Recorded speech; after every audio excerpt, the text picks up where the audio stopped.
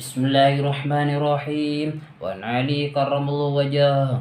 Dan saking Ali karramallahu wajah annahu satuna iku qala dawu sapa Ali. Salah sunu tewe telu iku Yazid nabi bisa nambah apa salas fi hifdhi dalam hafal. Wa idhi benah lan bisa ngilangaken apa salas al balagam ing lendir. Suji asyiwaku siwak wasau mulan poso wa qiraatul Qur'an dan maca Al-Qur'an. Ini datangnya dari Ali karramallahu wajhah. Sayyidina Ali berkata ada 3 yang bisa menambah kepada hafalan. Salah sunu tawi telu iku Sayyidina bisa nambah apa salah fi dalam hafal wa yudhi benar lan bisa ngilangaken apa salah al balgham ing lendir. Suji asiwaku siwak wasomulan posok wa qiraatul Qur'an lan maca Al-Qur'an.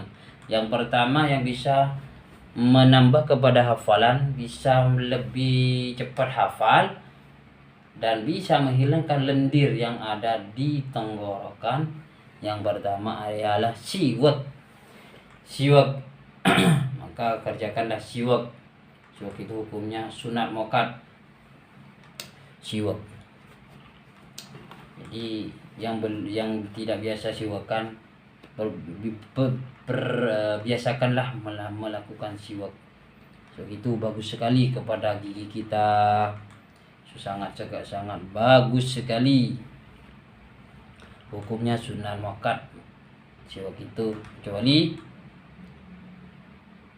di waktu kita puasa setelah zuhur, maka itu makruh bersiwakan. Yang kedua puasa. Jadi bagi pemuda-pemuda, pelajar-pelajar yang ingin cepat hafal dan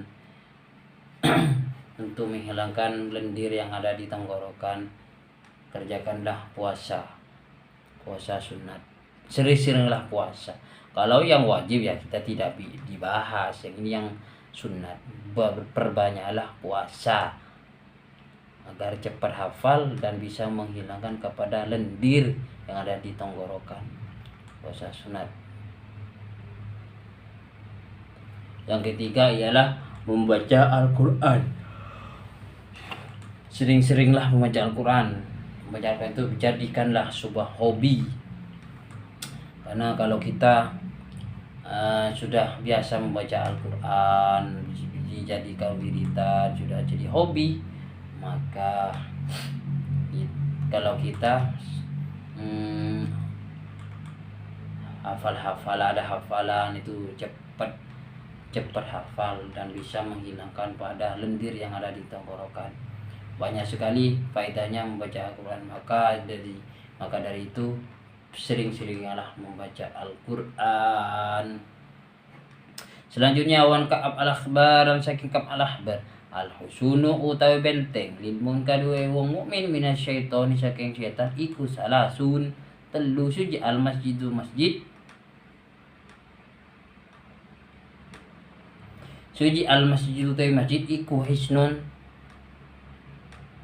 benteng wa dzikrullahi lan utawi dzikrullah iku hisnun tadi benteng wa qiraatul Qur'an lan utawi baca Qur'an iku hisnun tadi benteng. Selanjutnya dari Ka'ab al-Ahbar, ada benteng bagi orang mukmin.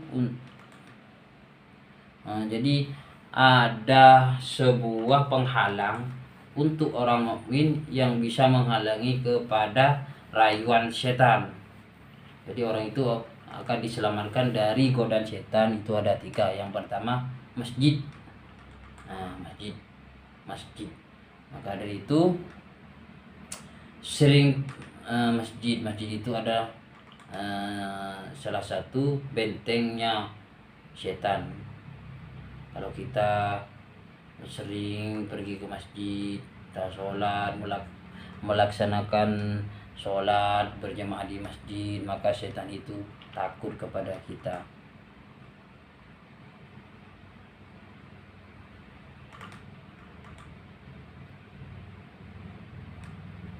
Masjid itu jadi benteng. Maka dari itu bersenang-senanglah kita itu berzikir di masjid, sholat di masjid, karena semua itu akan menjadi benteng. Yang selanjutnya, zikrullah ialah bisa menjadi bentengnya setan, zikir. Kita kalau bicara zikir itu banyak. Jadi kita itu hidup ini itu harus punya wiritan. Kalau kita kosongan maka kita akan gampang sekali untuk digoda setan. Jangankan setan, jin itu akan menggoda kita kalau kita kosongan. Maka dari itu kita harus punya zikir walaupun satu, tapi kita dilakukan secara rutin, istiqomah, maka semua makhluk-makhluk halus itu akan takut kepada kita. Penting sekali kita punya zikir, berzikir, wiritan, itu adalah sebuah benteng. Jangan sampai badan ini kosong dan tidak punya wiritan atau zikir kepada Allah Subhanahu wa taala. Walaupun itu cuma sholawat sallallahu alaihi wasallam, tapi kita dilakukan berulang-ulang tiap hari, tiap waktu, tiap jam, atau kita lakukan setiap sholat berjemaah, duhur, asar, maghrib, isya, subuh, baca berapa itu? Ya kalau bisa dibaca banyak, tapi paling sedikit lah itu setiap sholat itu 100 membaca sholawat sallallahu alaihi Muhammad sallallahu alaihi wasallam, bacalah 100. Bas. Kalau kita sudah melaksanakan itu, pasti suatu saat kita akan merasakan faedahnya membaca sholawat. Maka dari itu perbanyaklah zikir kepada Allah Subhanahu wa taala agar diri kita itu bisa terhindar dari setan atau makhluk halus. Yang selanjutnya, membaca Al-Qur'an itu bisa membentengi kepada setan. Jadi kalau kita sering membaca Al-Quran, maka setan itu akan panas, tidak bisa mengganggu kita. Jadi sering-seringlah membaca Al-Quran. Ya, baca Al-Quran 1 bulan hatam, paling sedikit 1 bulan atau 1 minggu, ya terserah orang yang membacanya. Tapi jangan lupakan membaca Al-Quran. Kalau kita tidak sering membaca Al-Quran, maka kita akan sangat rawan sekali digoda setan. Setan itu banyak, ada yang berbentuk manusia dan ada yang berbentuk setan. Jadi berhati-hatilah.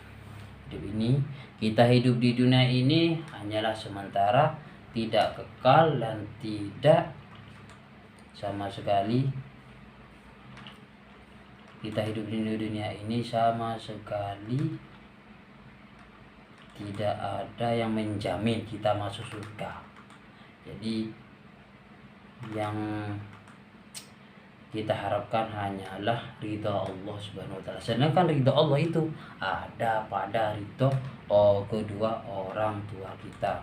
Kalau kita punya orang tua, mari kita bahagiakanlah orang tua kita. Jangan biarkan mereka itu hidup sengsara, sedangkan hidup kita hidup berkecukupan. Ingat, orang tua itu yang melahirkan kita. Tanpa mereka kita tidak akan ada di dunia. Maka perbanyaklah berbuat baik kepada orang tua kita selaku mereka hidup di dunia. Orang tua itu adalah pusaka yang paling ampuh bagi anaknya. Maka sewaktu orang tua masih ada, kasihanilah dia. Orang itu, kalau kita tidak bisa membahagiakan orang tua, janganlah menyusahkannya. Jadi berbahagialah dan sungguh sangat beruntung anak yang masih mempunyai orang tua. Kalau orang tua tidak ada, maka di waktu kita susah kita akan curhat kemana? Kepada saudara sudah mempunyai keruwetan atau kesusahannya sendiri.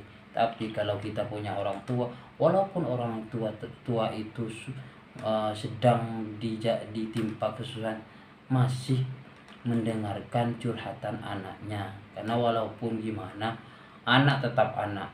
Bagi orang tua itu anak tetap anak. Beda dengan yang anak kalau sudah dewasa, sudah kaya, terkadang lupa kepada orang tuanya. Maka hindarilah pekerjaan tersebut, karena pekerjaan itu sangat tidak baik. Jadi orang tua itu kita harus menghormati dan jadikanlah pusaka yang paling ampuh. Tiap kita ada apa-apa, rembukanlah kepada orang tua. Kita pintai pendapatnya orang tua. Saya yakin kalau kita berembuk kepada orang tua, minta pendapat orang tua, insya Allah barokah. Karena pikiran orang tua itu dan hatinya orang tua itu sangat tajam kepada anaknya. Dan doa orang tua kepada anaknya laksana doanya Nabi kepada umatnya. Tuh, ingat, orang tua adalah pusaka paling ampuh bagi anaknya. Tuh.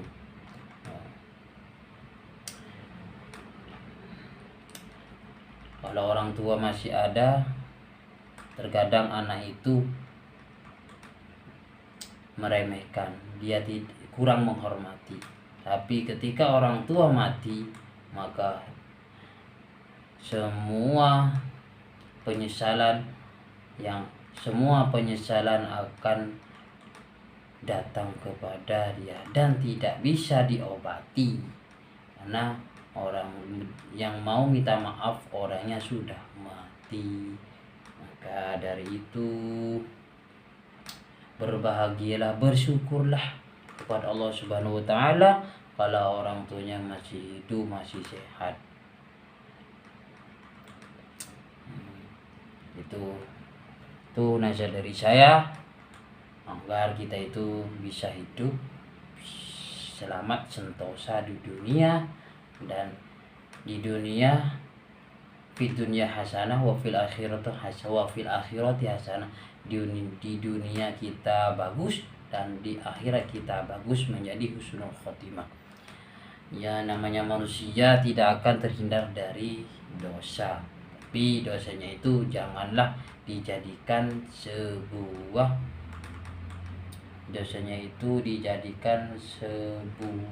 penghalang untuk kita masuk ke surganya Allah. Selagi masih di dunia, mari kita mencari ridhonya Allah Subhanahu wa taala. Carilah ridhonya Allah Subhanahu wa taala. Di mana ada kesempatan Allah akan ridho kepada manusia, maka kita kerjakanlah. Salah satu ialah ridho walidain. Ridhonya Allah Subhanahu wa taala ada di keridhaan orang tua kita. Dari itu janganlah kita sewenang-wenang hidup di dunia ini, karena semua amal kita akan dipinta pertanggungjawaban di akhirat nanti. Amal baik akan dibalas oleh Allah mulai di dunia sampai akhirat.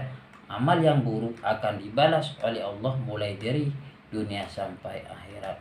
Maka dari itu hati-hatilah dengan apa yang kita kerjakan di dunia ini.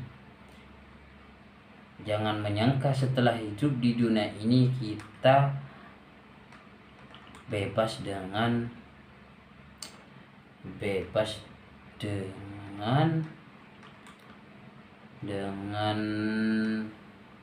pertanggungjawaban yang kita kerjakan di dunia. Jangan menyangka, karena manusia itu hidupnya bukan cuma di dunia. Jadi manusia itu hidupnya yang pertama di kandungan, yang kedua di dunia, yang ketiga di alam barzakh, alam kubur, baru yang terakhir itu di akhirat, penentuan masuk surga atau masuk neraka. Jadi berhati-hatilah, waspadalah, waspadalah. Ya, cukup sekian dari saya, semoga bermanfaat bagi kita semua, amin amin ya rabbal alamin. Assalamualaikum warahmatullahi wabarakatuh.